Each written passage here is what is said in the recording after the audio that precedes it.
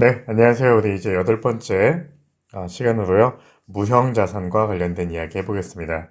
여러분들, 우리 지금까지 자산 먼저 얘기했었는데요. 우리 기업에서 판매를 목적으로 보유한 걸 우리가 재고자산이다라고 얘기했었고요. 사용을 목적으로 하는 걸 유형자산이다라고 얘기했고요. 투자를 목적으로 하는 걸 투자부동산이다라고 이야기했습니다. 자, 이번에는요. 무형자산이다라고 얘기해서요. 이 자산도 우리가 사용을 목적으로 보유한 자산과 관련된 이야기를 진행해 보도록 하겠습니다. 자, 오늘 목차인데 여러분들 우리가요. 무형자산의 의의부터 시작해서요. 무형자산의 정의, 그리고 인식과 측정, 그리고 무형자산은요. 감가상각이 아니고 상각이다라고 하는 표현을 좀 쓸 거고요. 그 유형자산과 마찬가지로 재평가, 모형이 적용될 수 있고요. 이 무형자산도 장부에서 제거되게 됩니다. 여러분들 우리 이미 유형자산 공부할 때 대부분 다뤘던 내용이라서 이번 주차에서는 조금 편하게 지켜보시면 될 것 같습니다. 자, 갈게요. 제가 첫 번째입니다. 무형자산의 의의 먼저 볼게요. 자, 우리 무형자산이다 라고 얘기하면요. 맞아요. 형체가 없는 겁니다. 그래서 우리가 일반적으로 보시면요. 바로 이렇게 물리적인 실체는 없지만, 자, 가장 중요한 포인트입니다. 뭐가 있어야 돼요? 식별 가능해야 되고요. 또 하나의 특징은요. 조금 특이하죠. 비화폐성 자산이다라고 얘기합니다. 여러분들 우리 화폐성, 비화폐성 이렇게 좀 구분을 좀 하실 수 있어야 되는데 우리 일반적으로 화폐성이라는 말이 있고요.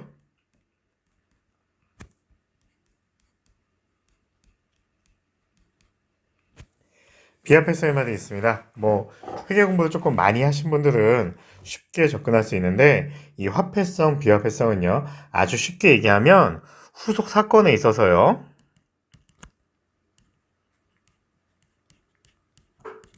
후속적인 회계 처리와 관련해서 자, 현금이 등장하면 화폐성이고요. 현금이 등장하지 않으면 비화폐성이다라고 생각해 보시면 되겠습니다.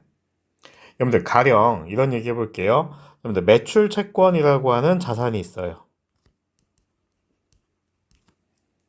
여러분들 매출 채권의 후속 사건은 뭐가 될까요? 매출 채권이 감소하게 되는 거죠. 그럼 차변은 뭐 들어올까요, 여러분들? 그렇죠, 여러분들. 일반적인 상황이라면 현금으로 회수했기 때문에 매출 채권은 감소하겠죠. 그럼 여러분들, 이 매출 채권이라고 하는 자산은요, 후속 사건에 현금이 등장하니까 무슨 자산이라고 부르는 거예요?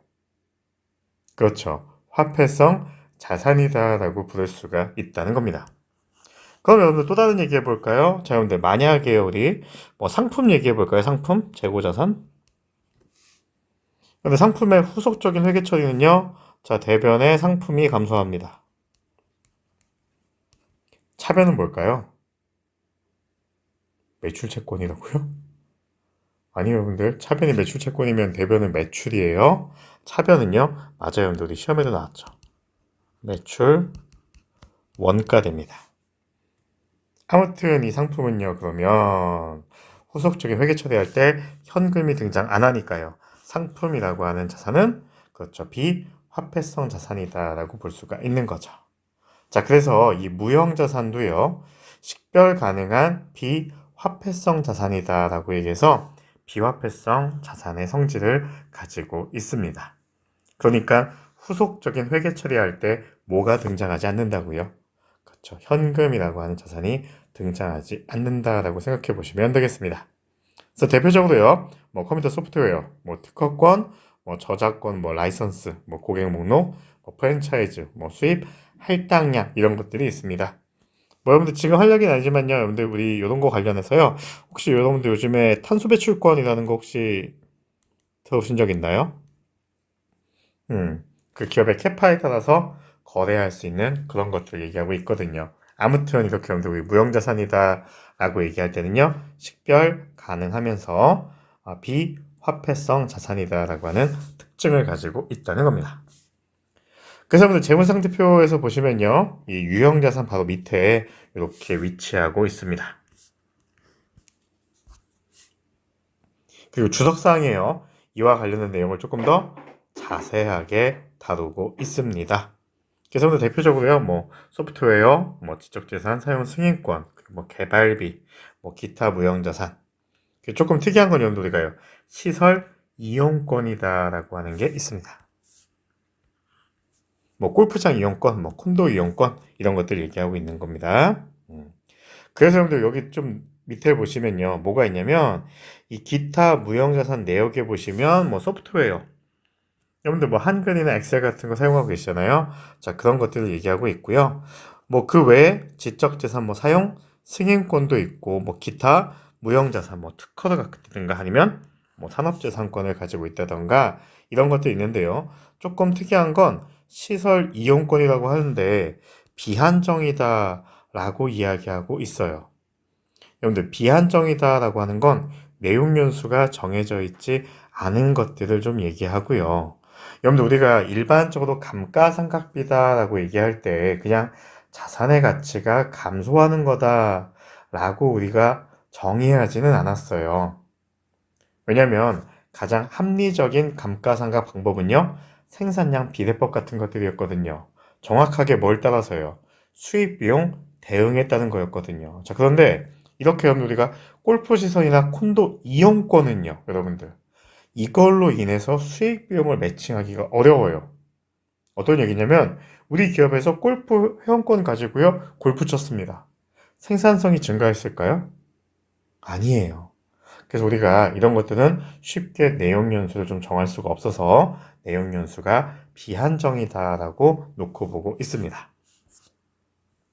자, 그렇다면 이렇게 무형 자산으로 정의되려면 어떠한 조건들을 갖추고 있어야 될까요? 자, 일단 첫 번째 여러분들 우리가요, 제일 중요한 얘기입니다. 자, 우리 식별 가능한 비화폐성 자산이다 라고 표현했었거든요. 자, 그래서 첫 번째가요, 식별 가능성인데요. 바로 첫 번째 요건이 분리가 가능해야 됩니다. 별도로 우리가 얘기할 수 있어야 돼요. 여러분들, 우리 컴퓨터라고 얘기하는 건 유형자산일까요? 무형자산일까요? 그렇죠, 여러분들. 유형자산이죠? 근데 그 안에 여러분들 설치되어 있는 뭐 윈도우나 아니면 맥 OS 같은 것들은요. 그렇죠. 무형자산 되겠죠. 여러분들, 이 윈도우 OS를 분리할 수 있나요? 가능하죠, 여러분들. 뭐 CD의 형태도 가능하고요. USB의 형태도 가능하시겠죠. 이렇게 하면 우리가 분리가 일단 가능해야 되고요. 혹은 어떻게 해요? 계약상의 권리나 또는 기타 법적인 권리. 여기서 제일 중요한 표현은요. 그렇죠. 여러분들 저한테 공부했다면 권리죠. 이렇게 권리도 나타낼 수가 있어야 한다는 이야기가 되겠습니다. 그래서 여러분들 우리가요, 이 기업의 의도와는 무관하게 기업에서 분리하거나 분할할 수 있고요. 뭐 매각이나 이전, 뭐 라이선스, 혹은 임대나 교환이 가능하게 되어 있어야 한다는 겁니다. 또 여러분 우리가요, 이 자산이 계약상 권리나 혹은 기타 법적 권리로부터 발생한다면 분리 가능하지 않더라도 식별 가능한 것을 봅니다. 여러분들 뭐가 있을까요? 저작권 같은 것들이에요. 이런 것들 가지고 있으면요, 여러분들 음악 들으실 수 있고요. 이 음악을 그렇죠, 남들에게 뭐 매매도 가능하실 수가 있겠죠. 자, 두 번째 여러분들 우리가 자산이다라고 얘기하는 건요, 그렇죠, 나만 쓸 수 있는 권리가 있어야 됩니다. 자, 그걸 우리가 조금 어렵게 얘기하면 통제할 수 있다고 합니다. 그래서 우리가요, 기업이요, 특정 자원에서 유입되는 경제적 효익을 확보할 수 있고요. 그 효익에 대해서 제3자의 접근을 제한할 수 있을 때 그 자산을 통제하고 있다라고 얘기하는데, 쉽게 얘기하면 우리가 뭐예요? 내 것이라는 거고요. 나만 독점적으로 사용할 수 있다는 겁니다. 여러분 얼마 전에 그 부폰이라고 하는 축구 선수가 슈퍼맨 복장을 하고 이렇게 그 포스터를 찍었다가 그쵸, 벌금 내게 됐죠. 왜요, 여러분들? 그 슈퍼맨 복장에 대한 라이센스가 그 구단에 없었기 때문이거든요. 그럴 때 여러분들 우리가요, 그 영화사는요, 그쵸, 슈퍼맨 복장에 대한 통제권을 가지고 있다라고 볼 수가 있다는 겁니다. 자, 그런데 여러분들 우리가요, 이 대부분의 무형자산에 대한 통제 능력은요, 법적 권리에서 나오지만요, 이런 법적 집행 가능성이 통제의 필요 조건은 아닙니다. 그냥 법적이 아니어도요. 그냥 뭐 암묵적이든 뭐든 그냥 나만 쓸 수 있고 내가 통제할 수 있다라는 것을 의미하고 있다는 겁니다. 그래서 여러분들 우리가요. 아주 쉽게 얘기하면 인적 자산은요. 우리 회사 직원들은요. 자산으로 우리가 할 수가 없어요. 왜요? 통제할 수가 없거든요. 여러분들 혹시 아르바이트 같은 거 하고 계신가요? 여러분들 지금 우리가 A라고 하는 곳에서 시급을 10,000원 주고 있어요. 근데 여러분들 일을 너무 잘해서 맞은편에 있던 B 가게에서 저한테 와서 얘기했어요. 뭐라고요? 야, 내가 2만 원 줄 테니까 시급 2만 원 줄 테니까 혹시 나랑 같이 일하지 않을래? 라고 이야기했을 때 여러분들은 어떤 선택하실까요? 아, 이동 안 하시나요? 저 같으면 합니다. 저는 이미 갔죠. 네. 이렇게 하면 우리가 뭐예요? 이 A라는 기업의 사장님은요, 여러분들을 통제할 수가 없거든요.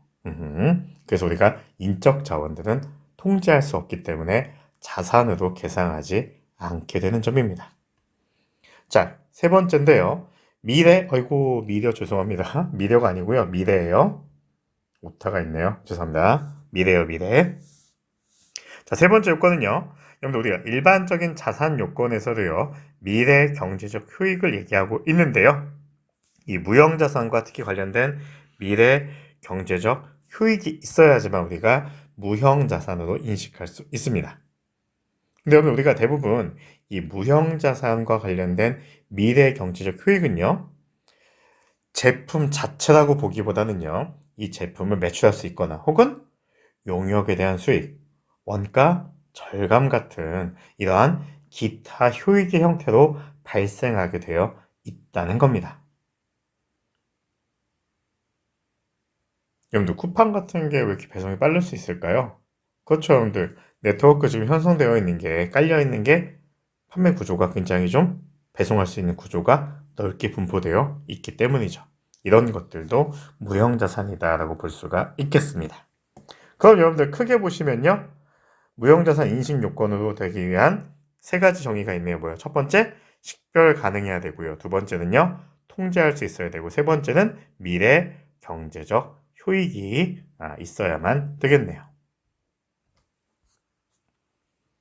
자, 다음입니다. 인식과 측정과 관련된 이야기인데요. 자, 무형자산으로 인식하려면요, 우리는 두 가지 요건을 모두 충족할 수 있어야 됩니다.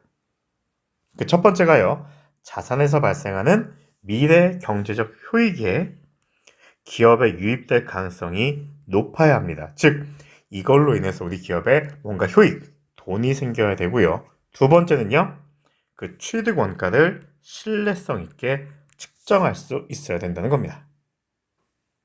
여러분들 이거는요, 유형 자산하고도 아주 동일합니다. 뭡니까? 그 무형 자산으로 인해서 우리 기업이 무언가 좋아져야 되고요. 그 금액을 신뢰성 있게 측정할 수 있어야지만 무형 자산으로 인식할 수 있다는 겁니다. 자, 그럼 무형 자산의 취득 원가는요. 얘도 똑같습니다, 여러분들. 최초에 인식할 때요. 원가로 측정하게 되어 있습니다. 여러분들 많이 했었죠? 원가다라고 하는 이야기예요. 어떤 겁니까? 자산을 취득하기 위해서 자산의 취득 시점이나 건설 시점에서 지급한 현금이나 형수손 자산 혹은 기타의 공정 가치입니다, 여러분들. 여러분들 저랑 같이 공부했죠? 여러분들 뭐예요? 짧게 저랑 얘기하면요. 그렇죠. 내가 준 대가인데요. 이제 여러분들 시간 조금 지났으니까 좀 디테일하게 얘기할까요? 그냥 준 대가가 아니고요. 내가 준 대가의 페어밸류, 공정 가치입니다. 여기 FV라고 하는 건 우리가 페어밸류다라고 해서 FV다라고 일반적으로 표시합니다. 내가 준 대가의 공정 가치. 즉 여러분들 내가 준 대가가 없다면요. 취득 원가에 포함이 안 되게 되겠죠. 그래서 우리가요. 아무리 가치가 있는 권리더라도요. 지급한 대가가 없다면 인식할 수가 없습니다. 내가 지불을 해야지만 취득 원가로 계상할 수가 있다라고 생각해 주시면 되겠습니다. 자, 무형자산 취득 원가는 여러분들 개별 취득할 때는요. 구입 가격하고요. 이 자산을 의도한 목적에 사용할 수 있도록 준비하는데 직접 관련되는 원가로 구성되어 있습니다. 즉 여러분들 세 가지 포인트 잡을게요. 첫 번째 뭡니까? 구입가격. 그리고요. 의도한 목적에 사용할 수 있는 데까지. 그리고 뭐? 직접 관련될 것. 이렇게 세 가지 정도로 우리가 이야기해 볼 수가 있겠네요. 그래서 우리가요, 이 자산을요, 경영자가 의도하는 방식으로 운용될 수 있는 상태에 이르면 중지하게 되어 있습니다. 뭘요? 취득 원가로 포함하는 걸 중지하게 되어 있고요. 이 무형자산을 사용하거나 재배치하는 데 발생하는 원가는 무형자산의 장부금액에 포함하지 않습니다. 단순하게 재배치하는 건 아니에요. 무형자산은 매일 똑같아요. 그래서 우리가 거기 정리되어 있는 표에 보시면요. 자, 취득 원가에 포함되는 것과 제외되는 것들이 있는데요. 포함되는 걸 보시면 이렇게 보시면 되겠네요. 직접적으로. 그리고요. 그 기능을 발휘하는데 적절한 뭡니까? 검사 비용까지가 취득 원가고요. 취득 원가에서 제외되는 건요. 홍보 원가. 여러분들 홍보 원가는요. 맞아요. 여러분들 그냥 광고 선전비다라고 하는 홍보 비용이죠. 그리고요. 새로운 지역에 또는 새로운 계층의 고객을 대상으로 사업을 수행하는 데서 발생하는 뭐 원가. 여러분들 새로운 지역이나 새로운 계층이에요. 여러분들 이거는요.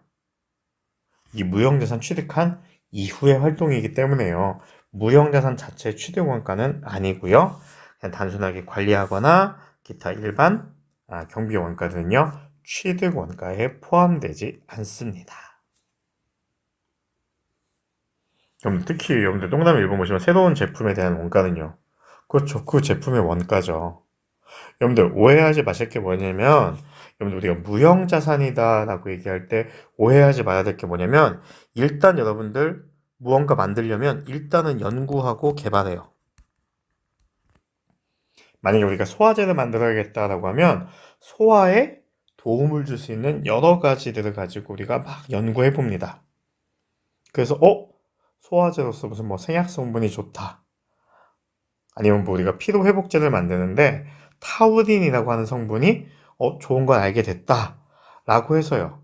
그 다음부터 타우린을 집어넣어서 여러분들 만약에 뭐 바카스나 아니면 뭐 오로나민C를 만들었다라고 얘기하면 새로운 제품을 만들었어요. 이때부터는요.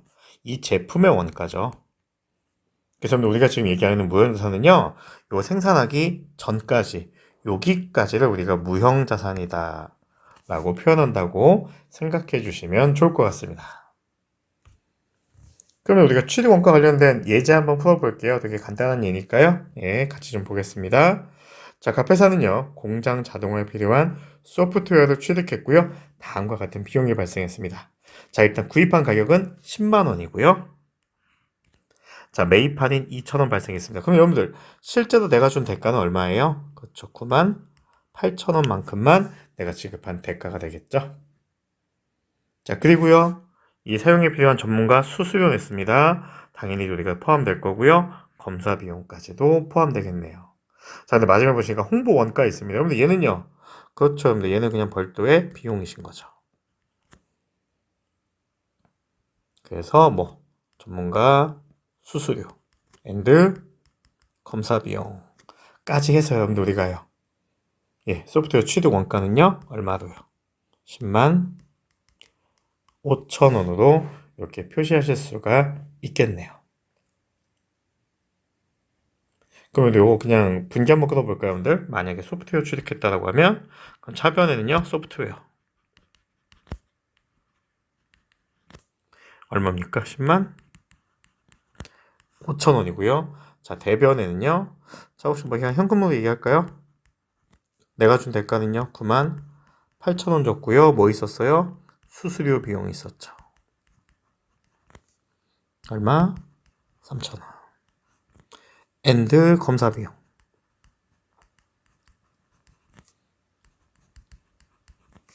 자, 요렇게가 우리가 소프트웨어의 취득 원가를 구성하게 되겠죠. 그러면 조금 낯선 친구들도 있을 것 같아서 지금 좀 미리 얘기하는데요. 여러분들 여기 보시면 약간 이상하시죠? 교수님, 자산의 취득 원가인데요. 왜 갑자기 여기 이렇게 비용들이 나오는 거죠? 라고 이야기해 볼 수 있는데, 요거 이전에 여러분들 어떤 회계 처리가 있었냐면, 이런 회계 처리들이 존재했을 거예요. 이렇게요. 그냥 그 당시에는 뭔지 모르고 그냥 이렇게 처리했을 거예요. 차변에. 자, 수수료 비용 3,000원. 현금 3,000원. 엔드 뭐 검사 비용 4,000원. 현금 4,000원. 자, 근데 알고 보니까 얘네들은요, 그냥 비용이 아니고 뭐였던 거예요? 자산의 원가를 구성하고 있으니까요. 차변에 있던 거 이렇게 대변으로 보내주게 된 겁니다.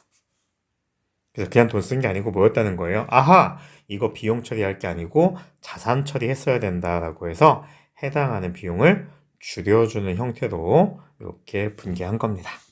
한번 잘 생각해 보세요. 자, 지금 여기에요. 그냥 우리가 취득한 거고요. 두 번째 유형은 내부적으로 창출한 무형자산입니다. 우리가 만들어낸 건데요. 자, 주로 R&D다라고 하는 리서치 앤 디벨롭먼트 과정을 통해서 우리가요, 이 프로젝트와 관련하게 되어 있습니다. 무언가 만들어 보고요, 시도해 본 겁니다. 자, 이러한 연구 개발 프로젝트를 위한 지출이요, 미래 경제적 효익이 존재하느냐? 만약에 존재한다면 언제 유입되고 금액은 얼마로 측정할 거냐 이런 거예요. 근데 왜 그러냐면 일반적으로 우리가 얘기할 때 연구 단계가 있고요, 개발 단계가 있어요. 아까 얘기한 것처럼 피로회복제를 만들어 봐야겠다라고 할 때 이 연구 단계에서요, 뭐든지 다 먹여보는 거예요. 뭐가 좋아? 뭐 이렇게 꿀이 좋은 건가? 아니면은 뭐 엽산이 좋은 건가? 아니면 뭐 등등등등등 여러 가지 해보는 거예요. 여러 가지 먹여보고 막 해보니까 뭐라는 거예요. 그러게 여기서 보니까 타우린이라고 하는 성분이 혹은 뭐 비타민 뭐 C 정도 될까요? 자, 이런 것들이 피로회복하고 관련이 있는 것 같다. 이걸 넣으면 되겠다라고 해서 어느 정도 우리가 이루어지는 걸 개발 단계다라고 좀 이야기하고 있습니다. 그래서 근데 일반적으로는요, 이 연구 단계와 개발 단계로 우리가 좀 나누어서 이야기를 좀 하고 있는데요. 자, 연구 단계에서 우리가 지출된 것들은요, 미래 경제 효익을 창출할 무형 자산이 존재한다는 것을 제시하기가 어렵다라고 얘기합니다. 왜냐면요, 연구 단계다라고 하는 건 쉽게 얘기하면 우리가 그냥 트라이 해본 거예요. 시도해 본 거예요. 자, 요것보다 조금 더 발달한 게, 조금 더 발전한 단계를 우리가 개발 단계다라고 얘기해서요, 연구 단계보다 조금 더 진전이 있는 형태를 얘기해서요, 자, 이거라면 무언가 만들어질 수 있겠다라고 해서 미래 경제적 효익의 창출이 가능한 걸로 보여지면 그때 우리가 개발 단계다라고 표현하게 된다는 겁니다. 그래서 여러분들 사례 가지고 보시면 뭐 사례 갖고 봐도 사실은 조금 어려운데요. 자, 연구 활동을 보시면요, 그냥 이런 거예요. 그냥 지식을 얻고자 하는 거, 단순하게 지식 얻는 겁니다. 이런 게 그런 거네. 또는 여러분들 뭐예요? 그냥 탐색해 보는 거예요. 음. 자, 그런데요, 개발 단계는요, 그렇죠, 거의 나온 거예요. 시제품 만들 정도로 거의 나온 겁니다. 그리고 무언가 그냥 트라이 하는 게 아니고요, 설계, 이제 뭔가 좀 결과가 나오는 거예요. 그리고요, 생산 목적으로 실현 가능한 경제적 규모가 아니고 뭡니까? 샘플 정도 만들 게 나오는 겁니다. 그 4번 보시면요, 그렇죠, 최종안이에요, 여러분들. 연구활동은요, 대체안입니다. 결국 여러분들 연구활동보다 개발활동이 조금 더 뭐 됐다고 보시면 될까요? 그냥 구체화되었다라고 생각해 보시면 되겠습니다. 바로 뒷페이지에서 얘기할 건데 여러분들 우리가요, 그래서 일반적으로 연구활동에서 쓰여진 게 있다면 그냥 쓴 거다 라고 한 비용이다 라고 얘기하고 있고요. 개발 단계에서 지출한 건 우리가 뭡니까? 그렇죠, 자산으로 인식하게 됩니다. 무슨 자산으로요? 그렇죠, 무형 자산으로 인식하게 됩니다. 자, 그런데 요 밑에 이런 표현이 있네요. 뭐라고요? 어느 단계에서 발생한 지출인지 구분이 어려운 경우에, 자, 기업에서 돈을 썼는데 와, 이거 연구 단계인지 개발 단계인지 잘 모르겠어요. 자, 이럴 땐 뭘로 한다고요? 그냥 연구 단계에서 발생한 걸로 보라는 겁니다. 여러분들 이거 기억나세요? 여러분들 연구 단계면 비용이고요, 개발 단계면 자산이거든요. 근데 비용인지 자산인지 헷갈릴 때는요, 무조건 뭘로 본대요? 비용으로 본대요. 여러분들 이거 혹시 무슨 주의인지 기억나세요? 맞아요. 네. 보수주의죠. 왜? 비용으로 할 수도 있고 자산으로 할 수도 있잖아요. 좋습니다. 그래서 이제 표를 보시면 나와 있습니다. 뭐라고요? 연구 단계에서는요, 그냥 비용으로 처리하게 되어 있고요. 자, 개발 단계에서는요, 그냥 무형자산으로 인식한다라고 보시면 되겠습니다. 여러분들 거기 보시면 뭐 6가지 사항을 모두 제시할 수 없는 경우 뭐 이런 거 나와 있는데 너무 어렵게 보지 마시고요. 그냥 연구 단계에서는 비용, 개발 단계에서는 무형 자산이다라고 생각해 주시면 되겠습니다. 자, 비용을 인식한 이후에요. 이 무형 자산의 인식기술 충족하더라도요. 소급해서 자산 인식은 불가능합니다. 그러니까 우리가 취득 시점까지 혹은 지출한 시점까지만 가지고 이야기하고요. 개발을 완료한 신기술에 대해서요. 만약에 특허권을 취득하는 경우에는요. 별도의 무형 자산을 인식합니다. 즉 여러분들 우리가 타우린 가지고 바카스 만들 거예요. 그럼 이 타우린과 관련된 건 그냥 신기술인 그냥 하나의 무형 자산이고요. 그걸로 인해서 특허 만들었습니다. 이제 타우린을 쓰려면 우리 바카스 만드는 기업한테 허락을 받아야 돼요. 자, 이런 특허권은요. 별도로 간다는 겁니다. 두 개를 합산해서 하지 않는다는 겁니다. 뭐 실무적으로 왜 그러냐면 두 개의 어떤 법적 구속력을 갖고 있는 기관이 다르기 때문에 그래요. 그래서 표 4를 보시면요. 그냥 우리가 비용으로 인식하는 것들이 있습니다.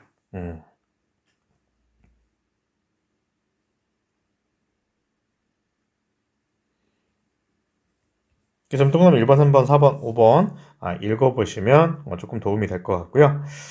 1번은 여러분들 그냥 뭐 여기에 투입된 뭐 재료원가나 유명원가 이런 것들은 그냥 자산으로 이야기해 볼 수 있는 거고요. 종업원 급여도 직접적으로 관련성이 있다면 무형자산 취득 원가로 하겠다는 거고요. 법적 권리를 위한 뭐 수수료 그리고 뭐 특허권과 라이선스 상각비 그리고 직접 관련된 차입 원가 이렇게까지도 우리가 포함할 수 있는데요. 여러분들 이거는요 무조건적인 건 아니고 인과관계를 살펴봐야 돼요. 무형자산과의 직접적인 관련성이 높다면 무형자산의 취득원가 자산으로 처리하는 거고요. 그게 아니라면 그냥 비용으로 처리하시면 되겠습니다. 여러분들 나중에 저희가 중급 회계 정도 배우시면 요 5번과 관련된 차입원가 이야기를 좀 다루게 될 것 같습니다. 자, 반대로요. 무조건 다 비용으로 인식해야 되는 것들도 있습니다. 뭐 일반적인 판관비도 있고요. 뭐 낭비된 부분들 이런 것들 다 무조건적인 비용으로 인식한다라고 생각해 보시면 되겠습니다. 그래서 여러분들 그냥 시작해 보면 이런 거예요. 자, 무언가 내가 돈을 지출했는데 자, 첫 번째 무형자산의 정의와 인식 기준을 충족하는가? 아니요 라고 하면 그냥 즉시 비용으로 가는 거고요. 자, 만약에 yes입니다. 자, yes인데 이게 연구 단계였다 라고 하면 그냥 얘도 비용이고요. 만약에 개발 단계다라고 하면 이제 무형자산이죠. 그래서 뭐 요건을 충족하면 그대로 그냥 무형자산으로 가는 거고요. 요건 충족 못하면 다 그냥 비용으로 간다라고 생각해 주시면 되겠습니다. 별로 어려운 건 아니에요, 여러분들. 그래서 예제 한 문제만 좀 풀고요. 잠깐 쉬었다가 이어서 갈게요. 자, 예제 2번입니다. 내부적으로 창출한 무형자산인데요. 자, 다음은 각 회사가 태양전지 기술 개발을 위해서 수행한 프로젝트와 관련해서 단기에 발생한 비용의 내역입니다. 자, 개발 단계에서 발생한 비용은요, 무형자산의 인식 요건을 충족했습니다. 무슨 단계요? 개발 단계. 그럼 결국 요 개발 단계에서 발생한 건 뭐가 되겠다는 거예요? 그렇죠. 무형자산의 취득 원가다라고 생각해 보실 수가 있겠네요. 자, 그런데요. 위의 발생 금액과 별도로 원재료 사용액 15,000원은요. 어느 단계에서 발생하는지 모호해서 위의 금액에 포함하지 않았다고 합니다. 여러분들 연구 단계에서 쓴 건지 개발 단계에서 쓴 건지 모호합니다. 이런 것들은 뭘로 보내라고요? 그렇죠. 연구 단계죠. 그럼 같이 해볼게요. 자, 일단 연구비로 처리할 것부터 볼게요. 연구비라고 하는 비용으로 처리할 거. 자, 연구비. 자, 내역 한번 볼까요? 일단 여러분들 뭐 있었어요? 그렇죠. 연구원 급여 준 게 있었네요. 연구원 급여 준 거 얼마? 3만 원. 엔드 원재료 사용하신 거 있죠? 원재료. 얼마? 자, 2만 원인데요. 자, 원재료 하나 더 있었죠, 여러분들. 얼마 있었어요? 15,000원도 있었으니까요. 포함할게요.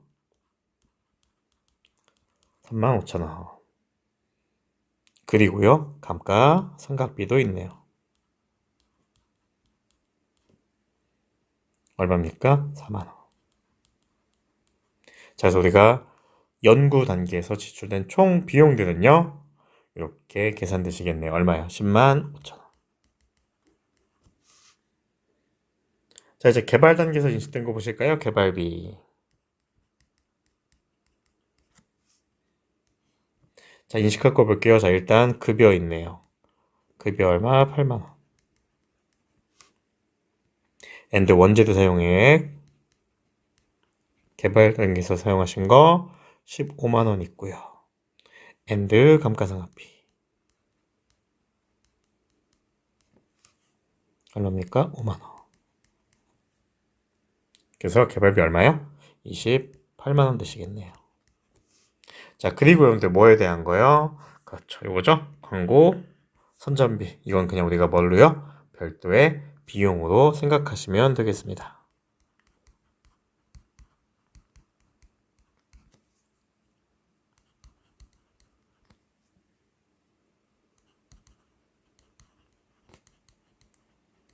근데 이 강의 마치기 전에 하나만 설명할게요. 이렇게 제가 분개해드리면 아마 교재 갖고 계신 분들은 교수님 교재하고 답이 좀 다른데요 라고 얘기를 하실 거예요. 예.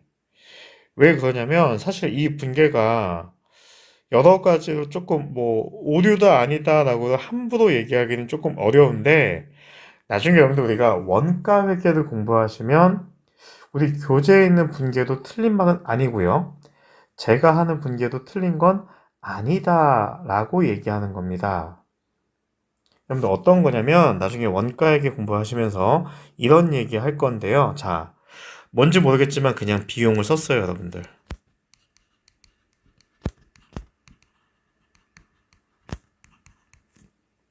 그냥 여기서 했던 월급 할까요? 급여? 좀 죄송해요. 자, 일단 월급을 줬어요. 급여 10,000원.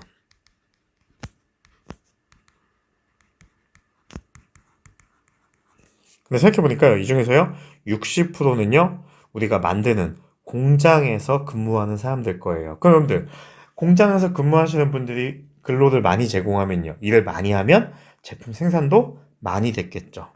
그래서 어떻게 처리하냐면, 이렇게 처리합니다. 급여 중에 60%인 6,000원만큼은요, 뭘 만들기 위한 거예요? 제품 만들기 위해서 투입됐다. 그러면 차변엔 자산, 대변엔 비용 이렇게 나타나게 되어 있거든요.